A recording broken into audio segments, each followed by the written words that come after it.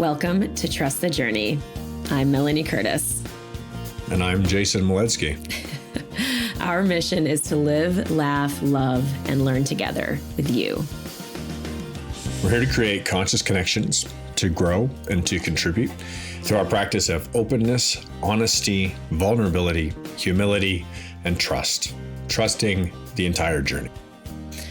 True that.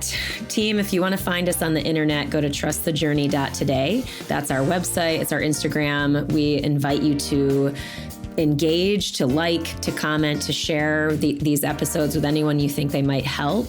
If you'd like to join us in the Trust the Journey family and get a community of support where we expand the conversations with you all directly, please join us there. How you do that is go to trustthejourney.today, scroll down, click the button to donate on Patreon in any amount, and we will add you to that private Facebook group, and we would love to have you. And everyone who is already a member, we are very grateful for your support. It really makes a world of difference, and it makes this show possible. So thank you. Yeah, I'll second that. Thank you very much to all of our Trust the Journey family members. I truly appreciate interacting with all of you and your contributions to our family and for supporting the show. And to anybody who does like, share, comment, send the show to somebody who needs it. And I have to take a little divergence. To those of you who've sent personal messages over the last couple of months, sharing your direct appreciation, thank you so much for doing so. It really means the world. Yeah. But we'd also like to thank our editor, Kimberly Joy Voice, for handling the editing and posting of the podcast. She's been just great. Without her as a team member, we would be flailing. So thank you so much for Kimberly. If you would like her support editing your program, you can reach her at kimberlyjoyvoice@gmail.com. Yeah, absolutely. And if you would like to follow Jay and myself individually, we also have our own unique channels. On Instagram, Jay is at jason_moledzki, and I am at melaniecurtis.com for all of the things. But yeah, so let's dive into today. Today we're talking about freedom. Now, I wanted to pose this topic because interestingly, right, I find myself in my life experience, and freedom is a huge driving value for me. It's why I love and thrive as an entrepreneur. It is a huge driver in my relationships with friends and loved ones and everything that, in relationship. I see it also in my spiritual path hugely. And so anyway, why I wanted to talk about this is because I know I've mentioned this on the show already, but this is a persisting for me. This is sort of a real time working through some stuff for me type of a topic, because I have the freedom to choose to do what I want to do with my life and lifestyle. And I have all these amazing opportunities coming my way because of the work that I've done over the years and this and that. And holy fuck, am I overloaded? And I'm struggling with what does freedom look like to me, or what do I want freedom to look like to me now? Because it's tough, right, for me now, at least. And this is not a complaint. It's more like I am struggling with my bandwidth and stuff like that. And I'm in contemplation around what do I want freedom to look like for me in the coming years, even the coming months, but in the coming years. And so that's why I wanted to bring it to this space, because I was like, maybe Jay and the fam can help me, because, oh man, because I feel free. And at the same time, I don't, because I'm got a lot on my plate that I don't want to fail on. You know what I mean? I don't want to say no to, that I don't want to disappoint people around, stuff like that. So that's the sort of thing that I'm coming up against recently. So anyway, I invite your thoughts. So you're talking about upholding your commitments is kind of the primary piece within that not wanting to fail structure there. Yeah. And also not wanting to let go of opportunities that I am very truly excited about, but recognizing sort of I don't know, like a there's just too much on my plate, you know what I mean? Where I'm like, what, how, and learning how to outsource. So I'm doing all of those things too. It's a definite growth phase, which I'm excited about. I'm happy about it. There's a positive energy connected to this contemplation for me. Like I don't feel depressed. Like, if anything, I just get into moments where I'm overwhelmed and I have to just like lay down and drool, because, I do know. Yes, I do. Yes.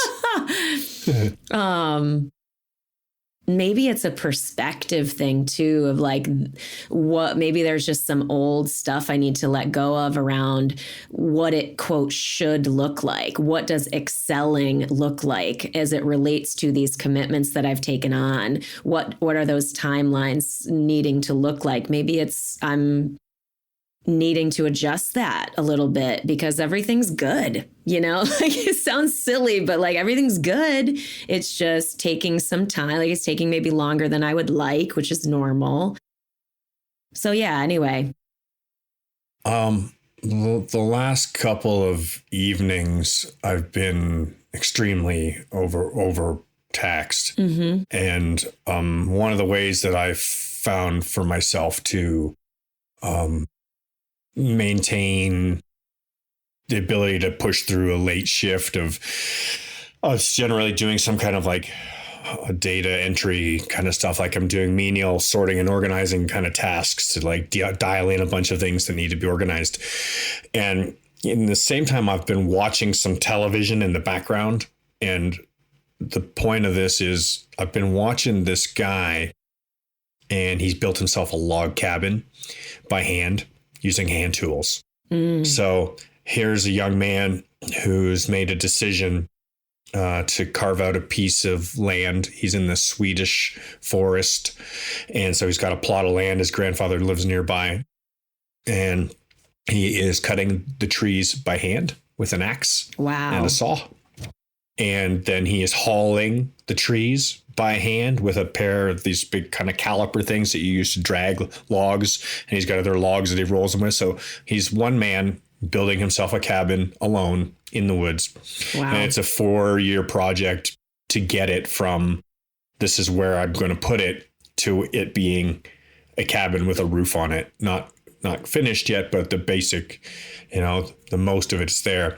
And so when you talk about freedom, here's a man who is chosen a singular goal, right? His freedom is to have that cabin, that escape in the woods, that place of his own to always go to, it's his, he's building it himself with his bare hands, right? And I really, really identify with this. Like part of this resonates really powerfully with me.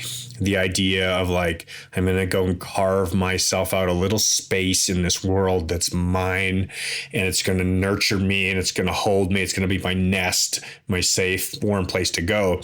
And the fact that he's doing it with his bare hands, no power tools at all, and doing everything the old school way with adze and axes and saws. Wow. And building, like stacking all the logs, one person, using leverage and all the right techniques to do it. The freedom in that is really, really powerful statement, right? Yeah. Like it's a huge statement to say, I'm free to survive this life on my own in the woods. And obviously he's living in a little tent next to where he's building the cabin for those 4 years.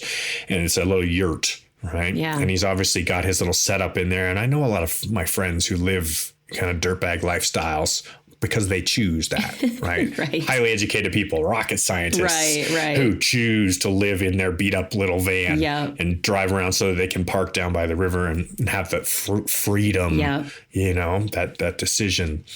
And so watching this it had me mesmerized the other night. I watched probably 4 or 5 hours What's it of this called? guy. Oh, It's okay. It's okay. We'll figure Yeah. it out.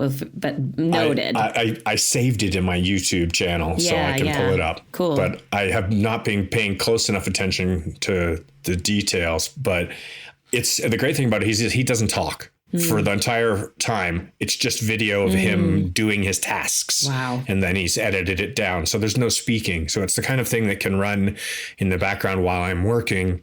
And it can help me have also this relationship to this idea of freedom, where I'm feeling quite trapped under workload of a burden of workload that I'd love to be out with friends socializing. I'd love to be spending time with loved ones or just kicking back and having a good time or going out on an adventure, but I'm under a chosen workload. So through my own freedom, I have chosen the workload that, as you have, to be, pushing through to get something accomplished. Yep. And then here I am relating to this guy who's chosen a workload for himself as well, but it's a very different type. And it's made me think about, especially that now I'm moving into another phase of life, like, what do I want freedom to look like for myself? And I mean, as young people, we're told to consider retirement, what do you want? Basically, that's freedom, retirement, right. But there's every version of our life all the way through. And I kind of did it the other way around. In my 20s and 30s, I just did whatever I wanted. Right. Kind of, right. Right. Had that freedom then. So it's a really broad concept. Absolutely. Absolutely. The reason I wanted to talk about it, not because, is because it's such a powerful driving value in my existence. And I think anything that has that big of a foothold in our existences, it behooves us to reflect on it at periodical stages in our lives. You know what I mean? So it's like, is that value something that I want to continue to have at that level? You know what I mean? And I think I do. I think I still do. I don't feel like it's going to get knocked out of its major position. I think it is like we're sort of getting to, there's a little bit of redefining of what that looks like and what it is more specifically in terms of my choices and relating to my work and to other people. So that's sort of, something I'm chewing on because one of the things that I'm sort of drawn toward recently, and it's funny that you bring up this dude with the log cabin and the stuff, because, and this is not a new idea, but it's a relatively new form of an old idea, is this idea of buying or finding or creating some kind of retreat home in the forest specifically. So I don't necessarily want to move to the forest and be out away from society, away from easy access to the city and my current community. I love where I live. And I'm really liking this idea of having access to the land and access to a home that is a place I could go. Like, for example, my writing is in a new phase of its evolution in the sense that my book is done. My Audible book is done.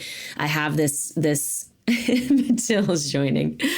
I have this vision or this thought of writing about my psychedelic healing as my next major writing project.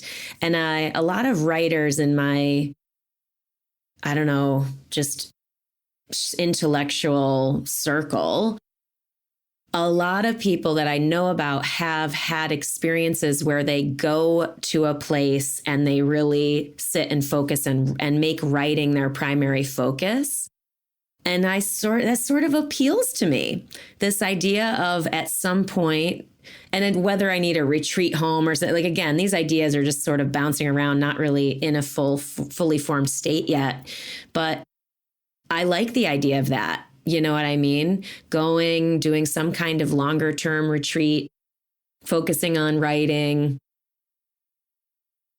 I don't know. But I also like this idea of being able to retreat to the forest more easily as a regular thing. Mathilde wants to retreat from this room, so I'm going to let her out. Uh-huh. So the fellow that I've been watching, his name is Eric Granqvist. It's ErikGrandkvist. Cool. Yeah. Eric Grandquist, The Great Outdoors. Cool. Care to watch a man build a log cabin. Yeah. And it's not even also like I need isolation, by the way. Like a part of what appeals to having a retreat home is being able to host people, you know, and have people come there and make different kind of memories together. Like that, just all these ideas sort of really appeal to me. And I'm on the exact same page as you in that element. Really looking at the next phases of life with how to be. Freedom means time with people to me. Yeah. Know? Including alone. Yeah, totally.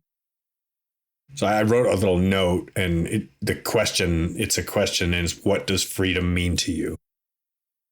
Yeah. That's the question. That is. And it changes over time, right? For sure.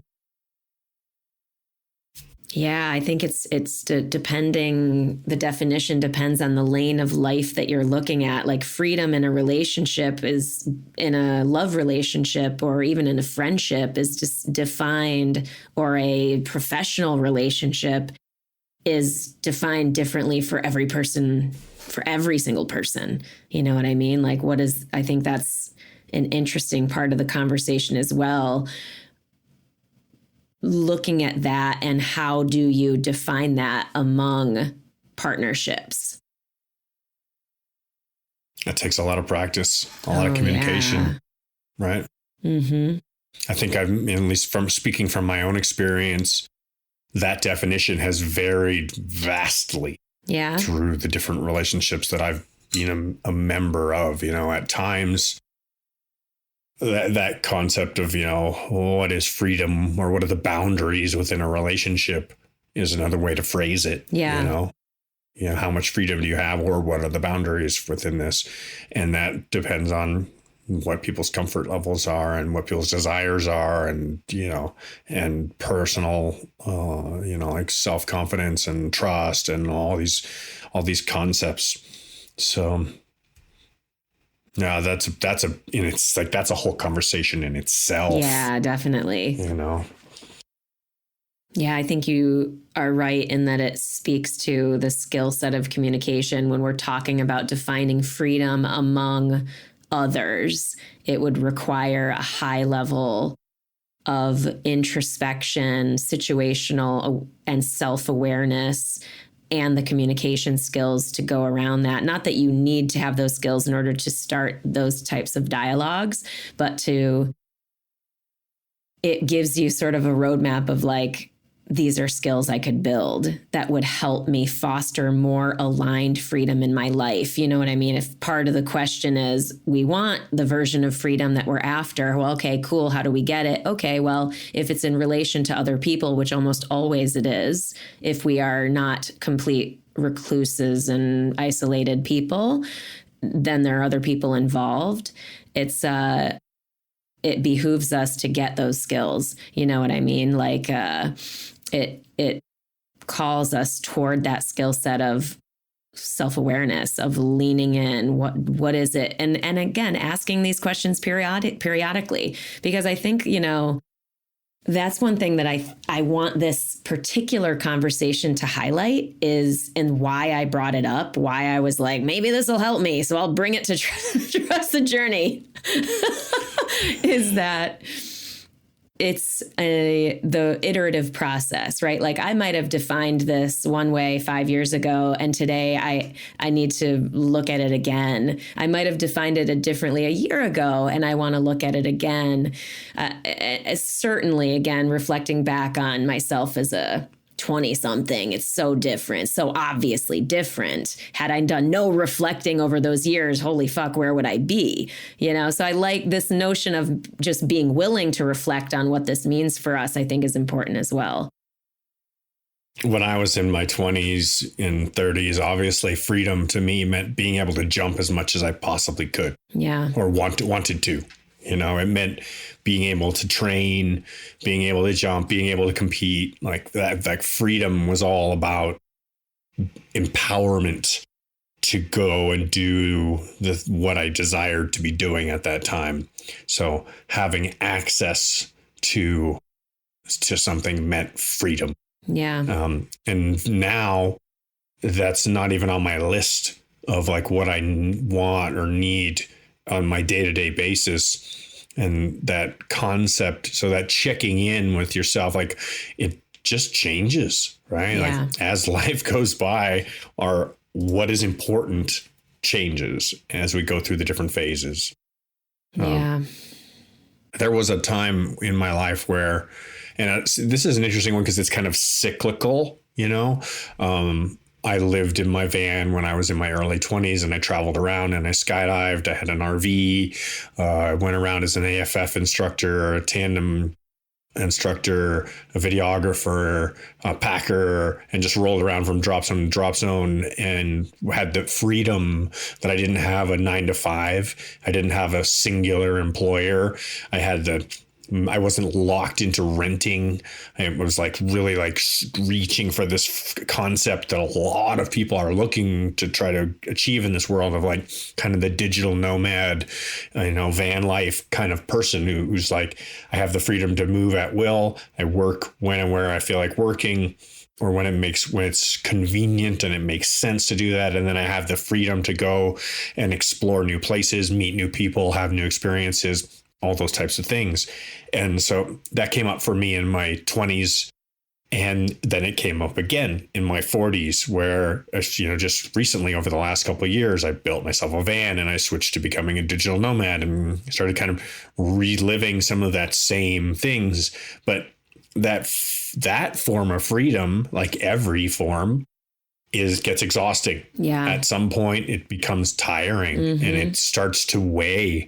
So there's an interesting thing about this cycles of how like whatever the grass is greener kind of concept, like, oh, I wish recently I'm like, I need an office and a desk and good internet connection so that I can work, so that I can achieve a goal, so I have the freedom to work efficiently.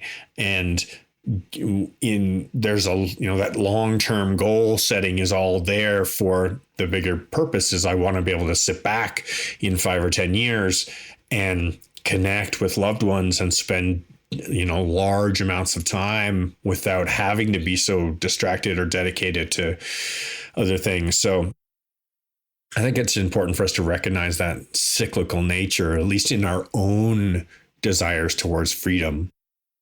But I'll also place another concept of like a perspective on it. And we speak about like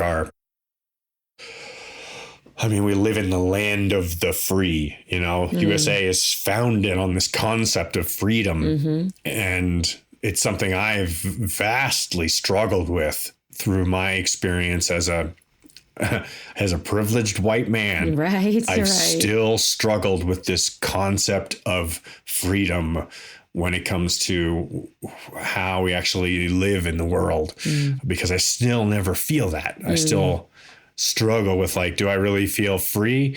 I feel like I have fences around me, so no, I don't. But I know that relatively compared to other circumstances, the level of freedom is very high.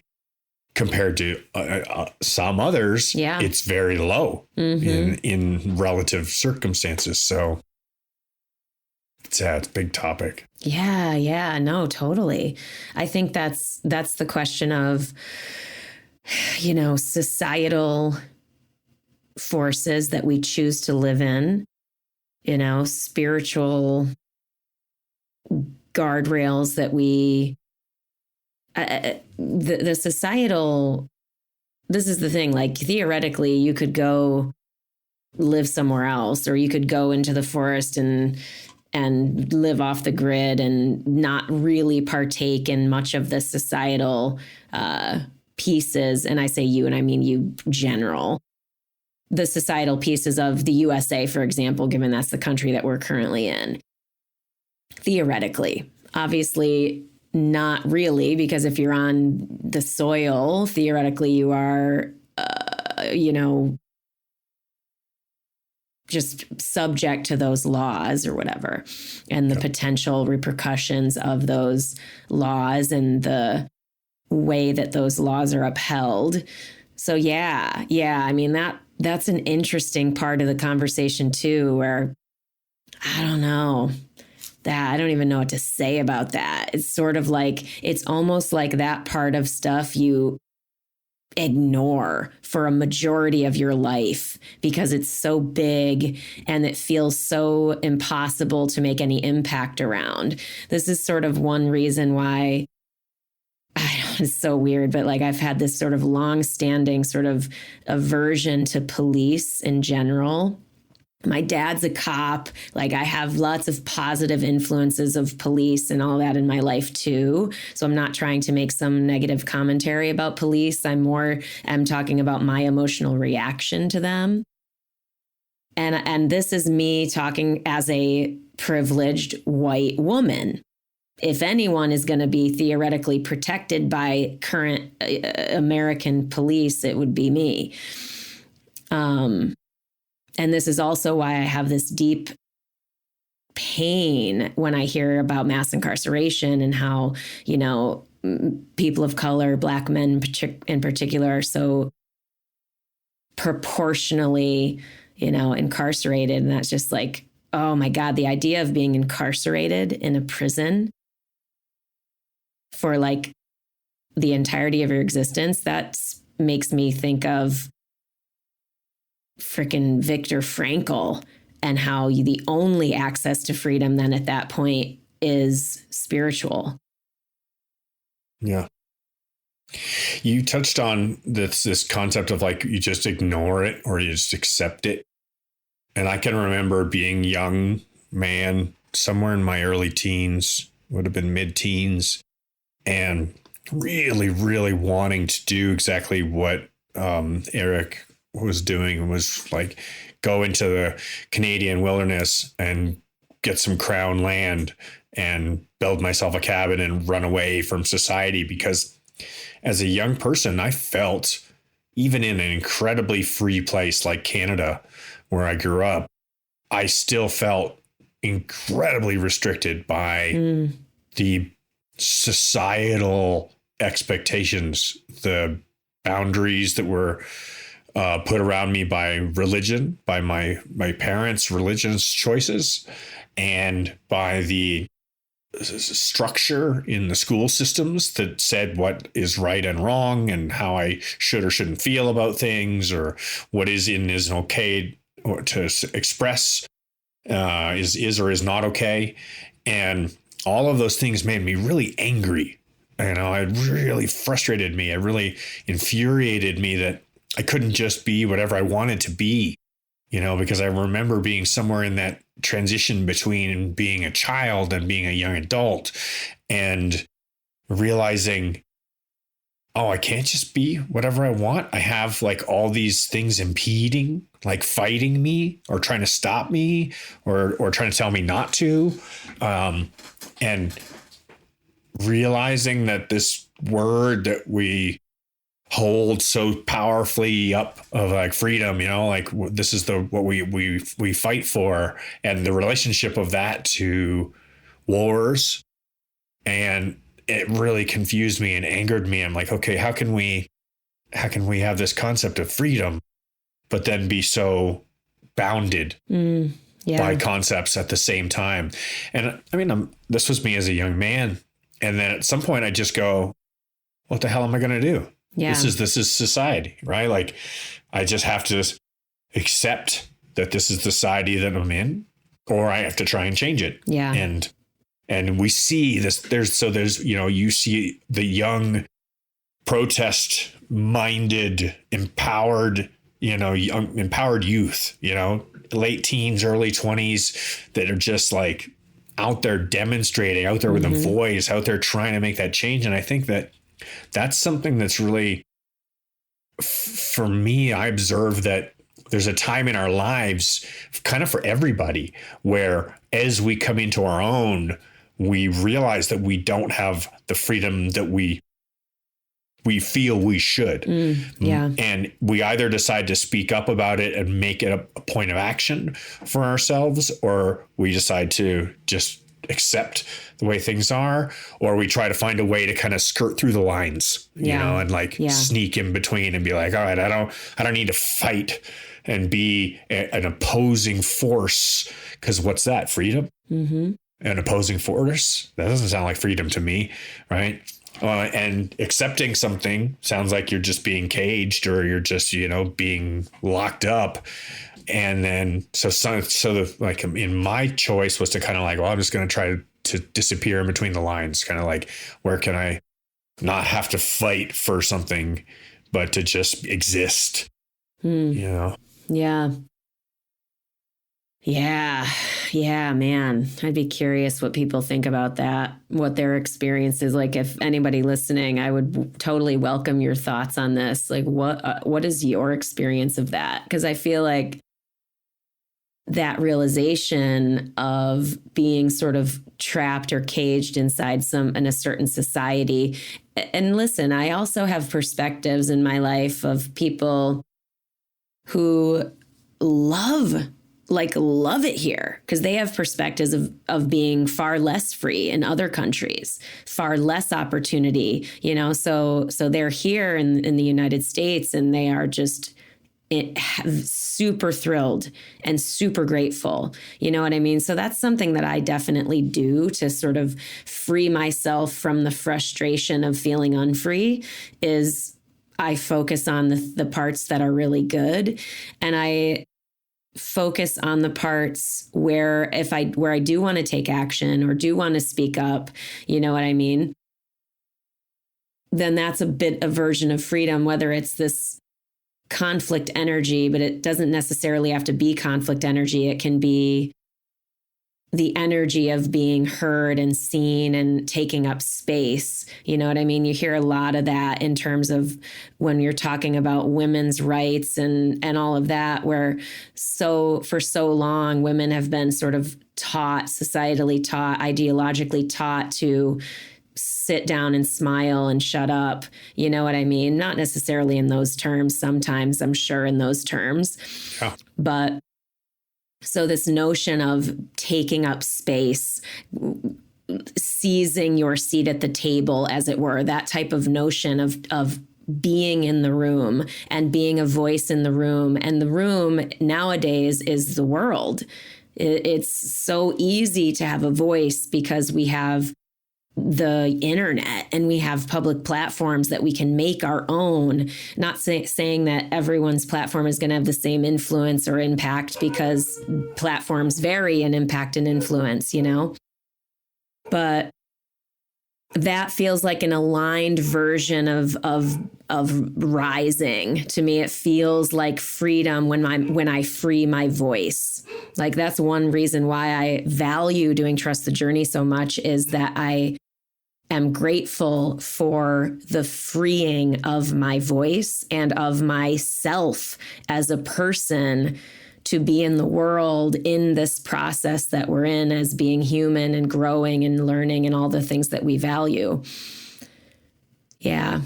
Like, that's really important, really, really important to me, which is why I consistently do it on my own individual channels as well, is this notion of freeing my own voice and allowing myself to take up space. The concept of mindfulness in relationship to the concept of freedom. And, when you mentioned Viktor Frankl and the choice that's made there, right? Where the exterior circumstances are one of imprisonment, and the interior or the spiritual choice is one of utter freedom. Yeah. And, and so this is a really interesting concept within ourselves, our own self-awareness, our own mindfulness practice. So I know you and I are going through a similar period right now where we're both very taxed in our chosen workloads. So we've made decisions in our lives that are pulling us to the end of our ability to deliver at the levels that we feel content with delivering at. Yep, correct. And I can immediately think about some of my parent friends who are in the same place where they're doing everything they can to show up to their relationship, to their job, to their sons and daughters, to their families, to all the different things that they have to show up to, and they're smoked. Yeah. Right? Like they got nothing left to give. And we've chosen into this level of commitment, a level of engagement, a level of responsibility, level of connection. And it's can be incredibly emotionally, physically exhausting. Yeah. And this same time, we have access to this portal of mindfulness or meditation, whichever one of the words you want to use. There's a lot of interesting discussion. I'm doing a lot of study to learn about the differences, mindfulness versus meditation, and just becoming aware of how the experience is. So here, I choose to have this job, choose to create this podcast, choose to engage this project, choose to make this trip, choose to have this relationship, choose to build this project that I'm running. Like all these things are personal choices. I have the freedom to make all of these choices. And now in that, my own, or our own, your own, my own, like expectations that I've set are what start to make it feel like it's not a freedom anymore. Like it's like, because of the expectation of it towards an outcome,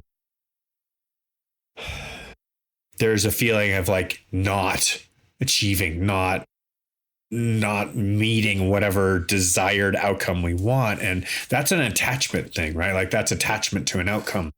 So it's an interesting thing. If I'm just mindful enough to not be attached to the outcome and just say, actually, I chose to do this because I love working with these people, or this project is important, or having a family is something that is of value to me. And I can reposition myself to a place of mindfulness that allows me to remember the value in things and change my perspective from this is a burden, or I'm failing to deliver, or I'm not able to reach, the outcome that I want this to be. And I can go, actually, this is the whole value is in the day-to-day. It is in the connection. It is in the fight, the struggle, the hard work, and all those things. The mindfulness can really help, at least for me, to bring it back around. And that gratitude practice, massive. And doing it, like I could almost cry right now for the gratitude practice, which is, I'll just keep curving this just a little bit. And I've started doing it at every shared meal.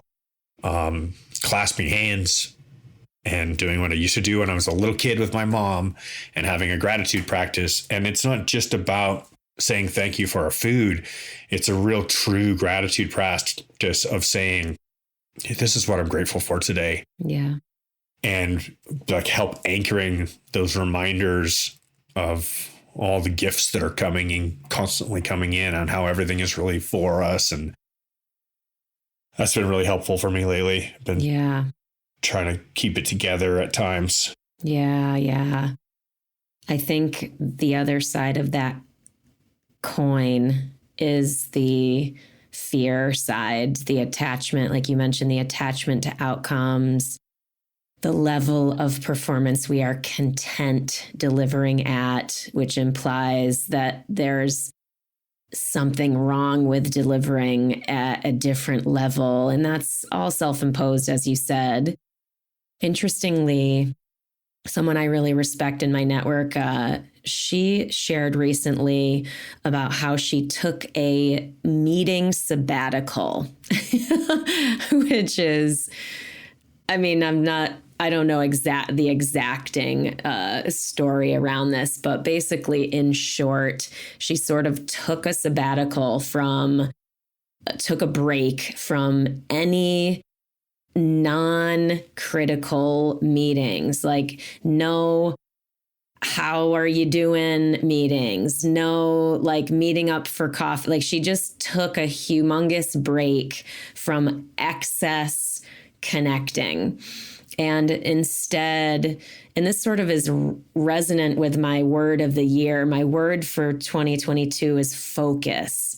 And so I'm really working to filter my choices through this concept, this idea of focus. I chose it because I wanted to focus my work with melaniecurtis.com stuff on my keynote speaking, because I've never focused on that, and that's what I want to do. But as I work with the word, as I work with that lens, it's helping me see where not focusing is taking time away in ways that I value, right? Like I value doing the let's meet and see how we can help and support each other type meeting. I really like that. But is that the way I should be spending my time now if I'm wanting to focus? Anyway, the reason I brought up the meeting sabbatical is because I think it also points to fear, in that if I choose to do that, right? If I choose to take a sabbatical from some of the things that I have been doing regularly and believe in as a positive value for my life and business and personal self, yada, yada, yada, all the things. What happens if I take a break? I might miss out on something. I might miss that opportunity. That relationship might cool. That all these sort of fears come up around not maintaining a certain level of communication and contact. So I want to look at that too, because I in reading about my friend's sort of sabbatical and her ability only in saying sort of no to a lot of things that she was doing, was she able to really focus and have time, legitimate time for self-care, versus like, I know I'm at the end of my rope, so if I don't lay and drool and watch television, I'm going to fuck up something royally. Instead of that experience, it's more of the sustainable experience. So anyway, kind of rambling there, but. That was a good one. Thanks.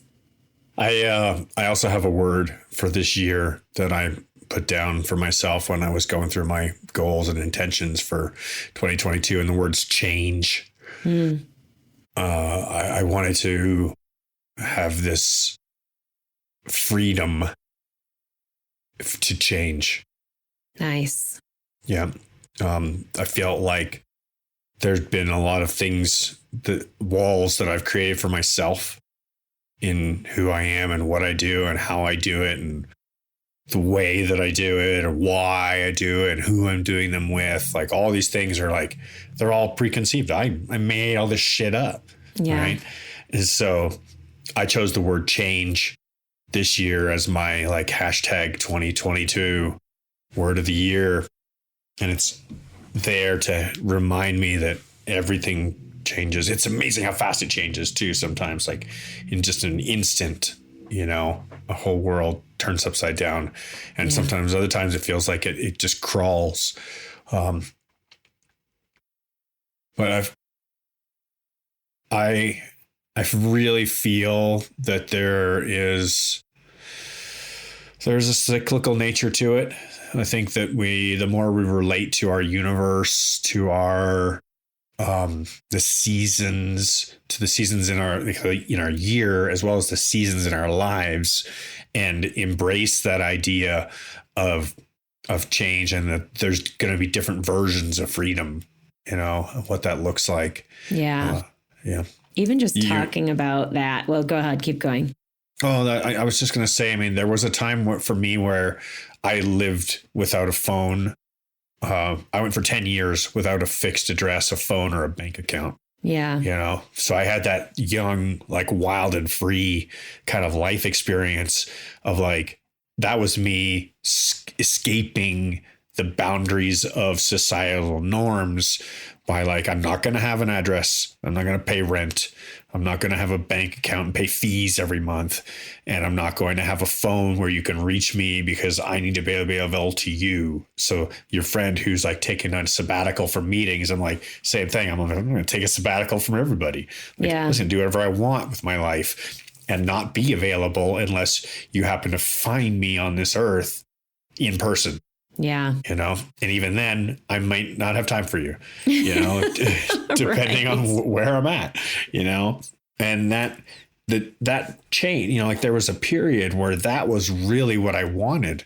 And then it has completely gone full circle to where another decade came around where I wanted lots of structure and I wanted lots of connectivity. And I really needed all these things to create what I wanted to have in my life.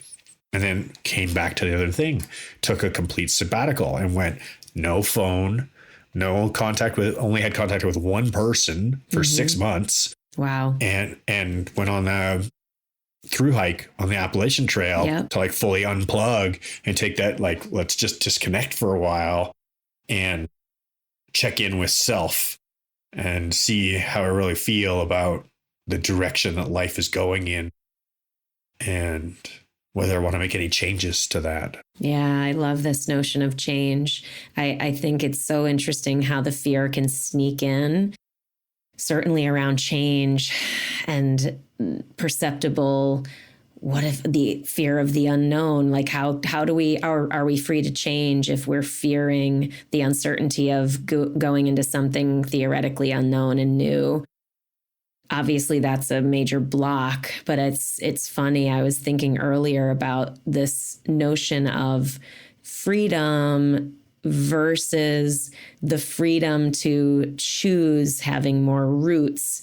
I feel like I've mentioned this before on the show, but maybe not. But as it relates to this conversation, having roots or a sense of home in a physical, literal location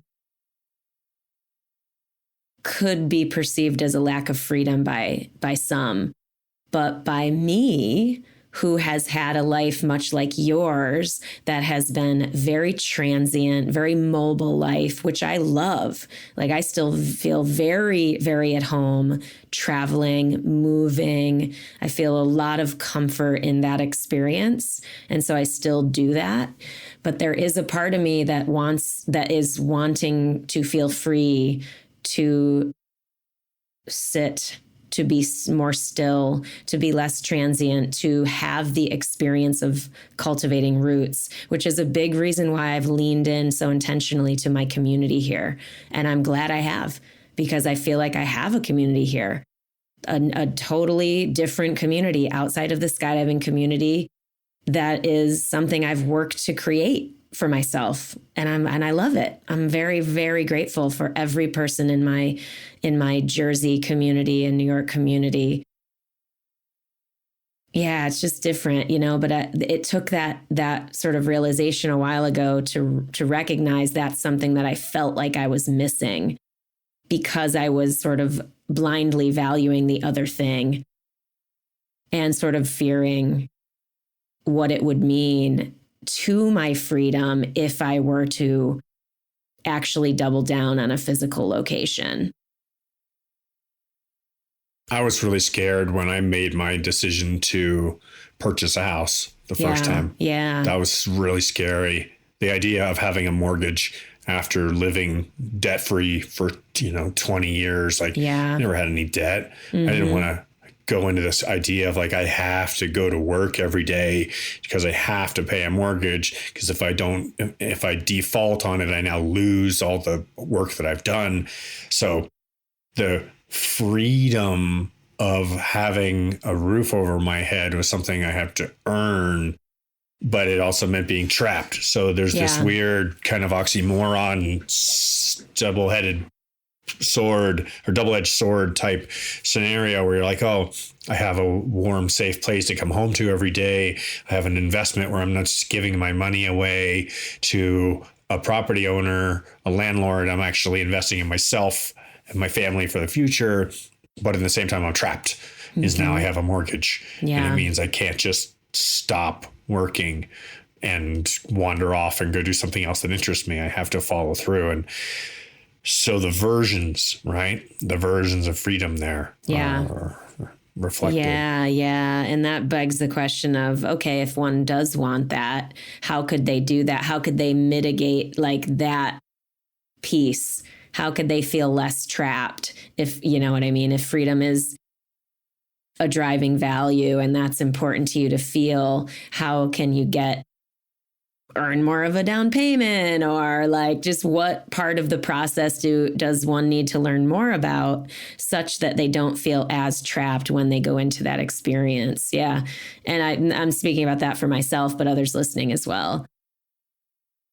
Yeah, I've been doing a lot of thought around this lately because I sold my house a couple of years ago now, and I've been wanting to reinvest and been waiting and looking for the right opportunity.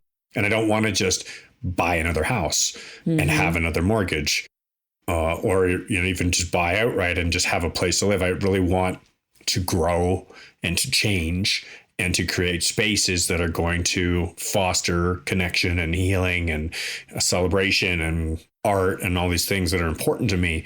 So because I don't have the resources available for that in entirety, it's going to take time to develop. It means I have to be willing to accept another phase of this, committing into a period of investment, but also carrying debt. And so this version means, previously, what I relied upon, the system that I relied upon in order to pay my mortgage in my house was me going to work every day. And I'm not willing to do that for next level. What I want for the next level is a property that has the potential to earn its own income, whether through any number of different ways of leveraging revenue or financial freedom. So, right. So this is coming back to the same topic. Is like, okay, I'm willing to go all in on something as long as it's going to have the potential to generate financial freedom for itself, so that it can operate and create and hold the space for all these things to happen. But I don't have to like go out there and grind every day in order to keep that established space being held. Yeah, that's definitely money was on my list in terms of a collapsed idea around freedom, how freedom and money are almost always collapsed.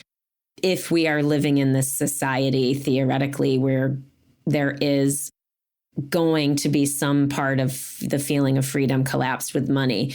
And so it's smart. It really does beg the question of, what version of that freedom do you want? And how does one get there? You know what I mean? There's a lot of people that are like, okay, I want X amount of dollars in the bank. Well, how come? What does that equate to you?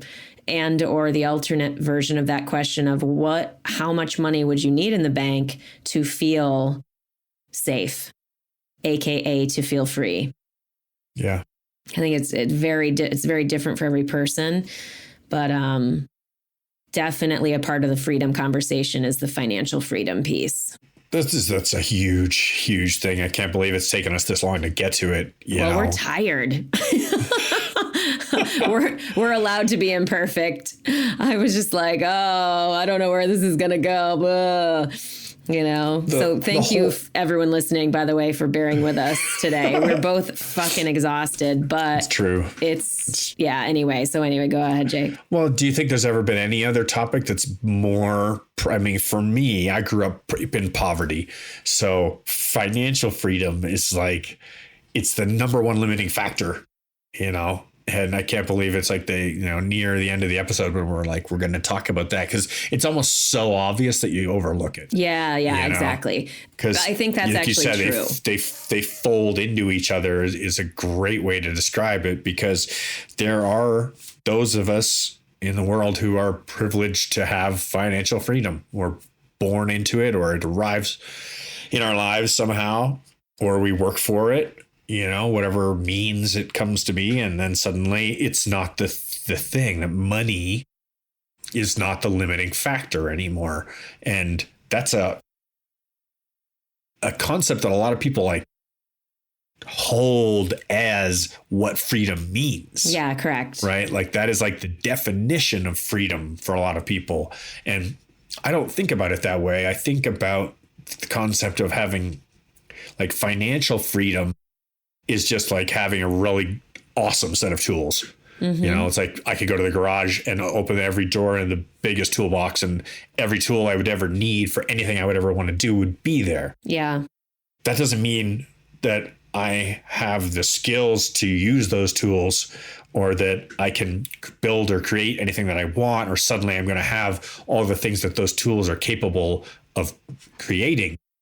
It just means I have the tools to do them. And I think that's a realization that comes separate from the idea that, money is freedom, because it's not. Well, yeah. I mean, and think about it. This is, I think, why there's this interesting societal common experience where people who have the experience of not having money, or not having financial quote unquote freedom or great wealth that provides access to different things that we can't access without that kind of money, have usually, unless they are really stuck in major scarcity, like only living in survival, which thank goodness I've never really had that experience. So I can't actually speak to that.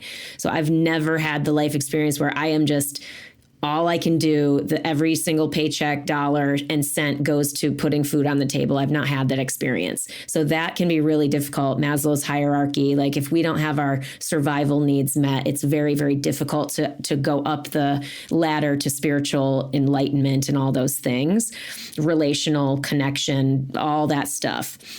Why I bring that up is that, like Siddhartha, for example, he just forsook, all of his worldly belongings and was the rich prince, right? And he said, okay, I'm going to get rid of this because I want to feel or try to experience spiritual enlightenment. I want to try to experience that spiritual freedom. And it makes me think of that quote from Jim Carrey where he says, I wish everybody would get rich and famous so that they can see that it's not the answer. Right. Yeah. So it's like being trapped in this idea that money equates freedom, when really it's one version of freedom in our current society, but it's certainly not the depth of freedom that most people would speak to if they could. The irony in there is, the log cabin guy, Eric, he's got money is not a thing, right? You have a set of tools. You're building a place to live. You sustain yourself off of the wilderness around you.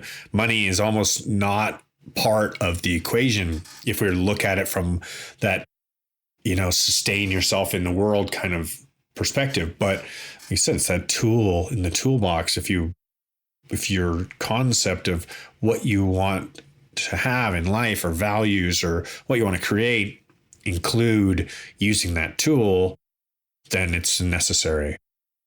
Yeah, for sure. Oof, I had keep going. Yeah, I had a really challenging life relationship to money. And the concept of freedom and how money plays into that is such a massive topic. And we've talked about money specifically in other episodes.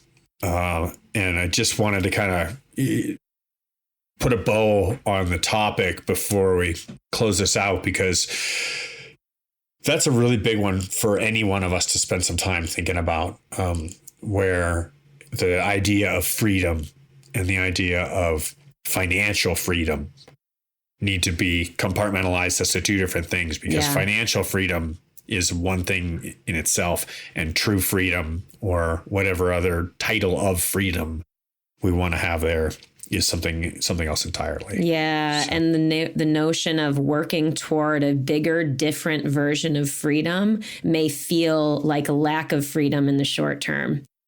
So like having to widen our scope as well around what freedom actually means. Like you and I have talked about it. We've said it the whole time. We've chosen into our current levels of overwhelm because we're working towards something bigger. And so that's why I don't feel like depressed about it. It's more just like this recognition of the unsustainability of the level of workload and not wanting to get to that cliff where I fall off the edge, and more so feeling and knowing I'm in choice, knowing I'm freely choosing this, and recognizing, oh, what are the skill sets that I'm missing? Oh, okay, I need to hire this person. Okay, maybe I have resources. Great, I have some financial freedom. I can hire this person to help lift this off of my shoulders. And okay, now what is it like to manage this person on my team and be more of a like team leader, project manager versus the actual executioner? I said that on purpose because it's funny. What's your preferred method? Do you like a guillotine or electrocution or hanging? What's it? I just watched The Other Boleyn Girl, the movie about Anne Boleyn and how she was decapitated. Life is so crazy. It is. But anyway, there's so much more on this topic, but I appreciate you diving into the conversation with me, Jay, because I really just posed it, like I said, because I'm like, I could use some help around this, and I could use some perspective that might be useful. And I feel like always, if I'm experiencing something, someone else in the world is too. So it's going to be of value. So I have a request to our audience. If you're listening, then please chime in and give us your perspective on freedom, what this means to you, how we might better reflect on our perspectives, help us to gain some perspective on what it could mean to us. And you're welcome to comment on our YouTube videos, to comment on the DMs on Instagram, or directly on any of the posts that are there. You can reach out to us directly at our contacts, and or you can become a member of the Trust the Journey family. And for those of you who are already in the family, let's talk about it. What does freedom mean? How is freedom showing up, or where are you feeling a lack of or need more of freedom? Yeah, absolutely. TrustTheJourney.today for all of that stuff, everyone. Kimberly Joy Voice, our editor, we love you. KimberlyJoyVoice@gmail.com if you guys want help with audio editing. She's your girl.